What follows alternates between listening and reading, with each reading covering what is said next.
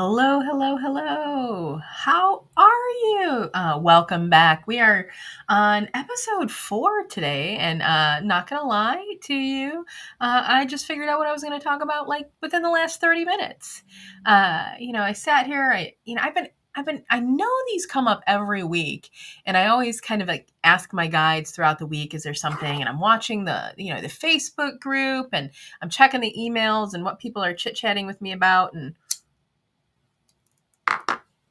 I'm always kind of checking in to see. And nothing was really resonating. Nothing was really sitting down. Even this morning when I was laying in bed and thinking about it. Um, but then it kind of like, it hit me a bit as I was doing some other writing and then I was getting prepared. And so I'm going to talk to you a bit today about the identity of the witch. Right, because in these episodes and in the podcast we may talk at any time about different magic and various different things, but this one kind of like hit home and to me, because I've been talking a lot more about the fact that I am a witch and the kind of witch and what I do and all of that kind of like really great stuff. And so I figured we're going to talk a little bit about all the different kind of witches. And I don't know, for any of you that happen to be watching this on video and not just listening to the podcast, I'm realizing that this lovely like feathered cape behind me like looks like a half of a wing. I don't know if maybe you can see that. It looks pretty interesting. So I'm going to try not to distract myself, just seeing myself reflect back. I am totally curious, I'm about to list off some labels, some names that witches can call themselves or refer to themselves as. And just, ask yourself as you're hearing these, have you ever heard these names? Have you ever claimed to have this title? And have you ever wondered, should you, right? We're going to touch a little bit about some of that today. And even I'm even going to like wrap this up of like why this may even like matter, like what can you do with this information. So let's talk about some of the different labels. One that I am very comfortable and very familiar with is the psychic witch. There's actually a book that's been written. I've never read the book full, like back to, cover to cover, but I do have it on Kindle and I've flipped through it every now and again. So there's a psychic witch. You may have somebody refer to themselves as a kitchen witch.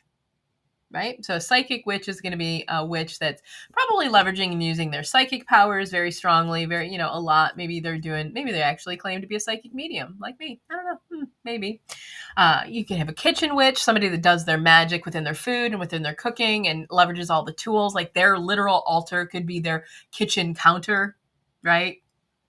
Somebody might refer to themselves as a green witch, right? Or even maybe a herbalist witch. And so they're really going to be strongly aligned to things like plants and gardens and growing things and literally seeing, bringing things to life, so to speak. You might have an ocean witch or a water witch, somebody that finds a lot of their power and are constantly drawn to bodies of water or to the ocean or to things that are ocean-like, seashells, fish, crustaceans, anything of that nature. You can have a fire witch. So once again, on the very opposite, somebody that's drawn to fire, the sun, things of heat. Fire witches probably to me often are going to be much more, even along the lines of when I'm getting this picture in my head, it's very, very, physically, kind of active, from a fire witch. So if we think about the element of fire, it's very, very much associated to action. You might even have heard the term of a hedge witch. Right? There's all of these different terms, right? A wicked witch, a good witch, a bad witch, right? All of these different terms or, types of witches, right? Why? Which begs the question, why do people gravitate towards labels, right? Why do people gravitate towards wanting this title or this term or this description of themselves, right? And so I'm going to share a couple of my opinions as to why, right? A label is going to help you find a similar connection faster, right? So if we walk into the mall, and everybody's wearing black shirts and looks exactly the same. Like maybe it looks exactly, you're never going to know and understand how to gravitate towards people that are, of like mind, or might be similar to you, have things in common. So a label allows us to say, hey, I'm actually, interested in X, Y, and Z. I'm a gamer. I'm a biker. I'm a drinker. Those kinds of things. And so you could say, oh yeah, me too. And you can establish a connection relatively fast through a label. Right. And so that's one of the reasons why people are going to gravitate towards a label, to be able to find. So, when you do that, when you find these people and you say, oh, I'm a biker. I'm a biker too. Oh my gosh, I'm a biker 3. Or, I'm a witch. I'm a witch too. I'm a witch 3. It brings a sense of community to you. So these labels can bring this sense of community by referring to, calling, and sharing. And, my guides are even kind of like poking me right now. And they're like, oh yeah. And you've kind of hesitated, right? And it's not that I've never referred to myself as a witch or shared any of that, but I really have not talked specifically about the fact that I help mentor and coach and teach people witch skills. I mean, even now, that's kind of like a crazy thing for me to say out loud, right? But it does. These labels are going to be able to bring a sense of community. And it also kind of like, there becomes some like comfort in just knowing who you are, right? There like becomes some comfort, like, finally, I belong somewhere, right? My odd, strange, weird, crazy, I belong somewhere. So, knowing where you belong makes you feel safe, right? When you have a place of belonging, you feel safe. So often, we gravitate. This is like, once again, my belief and my opinion as to why we gravitate towards labels, right? It allows us to find these connections faster, right? Those connections bring us a sense of community. That community allows us to feel like we belong, and that sense of belonging brings us a feeling of safety, right?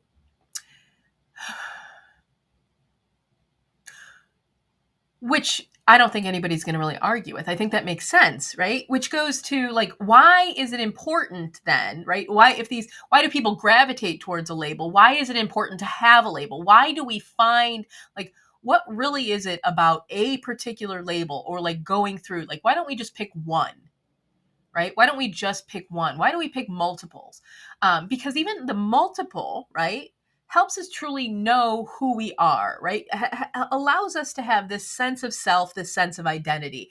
And so our throat chakra, one of our 7 main chakras, right? Depending upon, what area you study, there could be a gazillion, I'm exaggerating, but one of our main chakras that is, taught, explored, discussed is going to be our throat chakra. And our throat chakra is all around our own identity and our self-expression of that. How do we identify? How do we see ourselves? And how do we express that out?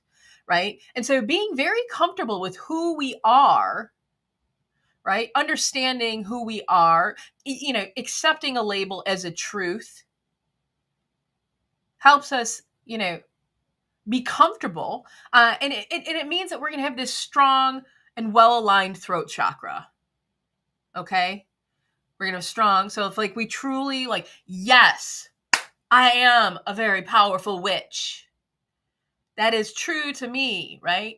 We're going to know this, and we're going to be able to express this, right? And if we're doing both knowing and expressing, and I don't mean all of you have to go out and dye your hair pink and you got to get a pointy hat and, carry a broomstick around with you. But I mean, like, literally, like if you go into the store and you're gravitating towards all the black clothes and somebody's like, why don't you wear something colorful? And you, okay, that's like not being who you are, right? But if you truly are doing what you want to be doing and living this life how you want to be living it, right? And expressing that witchy self, or that spiritual self, or that mystic self, or that shamanic self, whatever it is, whatever label you want to identify as, I really don't care, right? And some people say like labels are bad. Like, no, I don't. Once again, I explain why they can become so important, is they can help you identify your community and bring you a sense of belonging, and therefore a feeling of safety. So why is it so important? Why am I harping on this like identity piece and like really embracing it and talking about, it in its self-expression. It's that throat chakra again, folks, because a strong, well-aligned throat chakra is going to support you in your spell work. If you are casting spells or performing rituals, there is a high probability that you are stating things out loud, right? Stating things out loud. This could be an invocation. This could be a prayer. This could just be calling to the four corners. It doesn't matter what it is. You're probably expressing something out through your throat. So having a well-aligned, strong throat chakra means that you're just that alone is going to put more power and potency into your work, right? Into your spell work. I'm hoping that makes sense. I really am. And I'm realizing that like when I pick like just one topic to share with you guys, like my ability to like go on and on for hours, I could probably ramble. I probably could. But you know, these little tidbits are juicy little nuggets. So I'm not going to try to like shower and, you know, put a whole bunch of other garbage on it. So why am I sharing all this? Why are we talking about the identity of a witch, right? Why are we talking about these labels? It doesn't matter what kind of witch you want to claim that you are.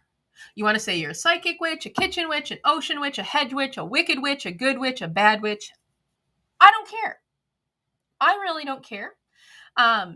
It doesn't matter to me. I think it's beautiful, whatever you claim, however you want to label yourself, whatever you want to say about yourself, however you want to define yourself. I'm always going to, you know, give you a huge round of applause and a hug and tell you I love you exactly the way that you are and however that is.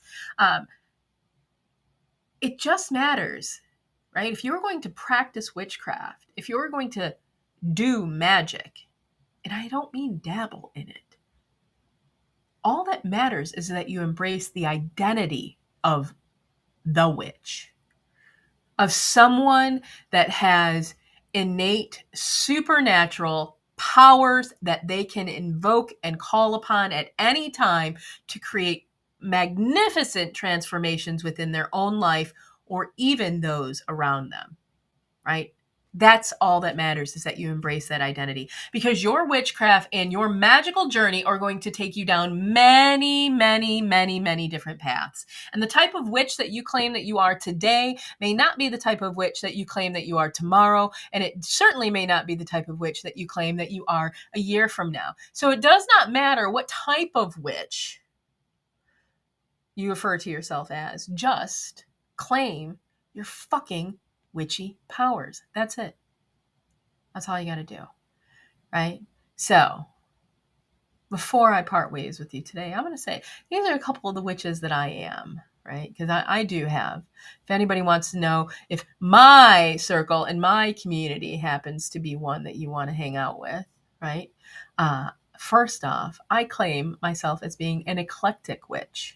That means I dabble in just about fucking everything. It doesn't matter what kind of magical practice, magical beliefs, or backgrounds it's been in. I go into all of it, right? I've probably touched on every bit of it throughout my magical career, which is a weird word to say, in some way, shape, or form. And there's probably a handful of other things that I've still yet to even tried. So I consider myself an eclectic witch to start. If you have to look at a couple of other labels, I'm definitely a psychic witch. The divinatory powers are fierce. I'm a kitchen witch. I will go ahead and do magic within the kitchen, especially if I'm cooking for other individuals. I would definitely say I'm a hedge witch. Absolutely, 100%. Absolutely, 100% a hedge witch. And by hedge witch, I'm actually able to stand on one's, both sides of the veil, the upper world and the underworld, so to speak. That's a hedge witch. They ride the hedge. What other kind of witches might I be? I am, I'm a wicked witch in the wickedly mischievous and delightfully naughty sense of the wicked witch term. Definitely not mean and malicious, but man, do I love having a delightfully good time. And yeah, so those are some of mine. what I mean, I'm a ceremonial witch. I do a lot of things from a ceremonial. Ritual witch is another one that I've referred to myself. So once again, that ritual versus ceremonial. Like I definitely love being very, methodical in a lot of my magic. But on the flip side, I'd also consider myself a chaos. Doing a lot of chaos magic, meaning I can pull from any type of particular energy that's around. So yeah, those are some of the ways that I label myself. So if any of that resonates with you, maybe you belong in my community. I don't know. I don't know. If you happen to stumble across this, I hope that you go ahead and take a listen at some of the other episodes too. But otherwise, if you're listening to these in order, pay attention. I will be back again next week with more. And in the meantime, just claim that damn witch title, will you? Because I know I am. Take care, my friends.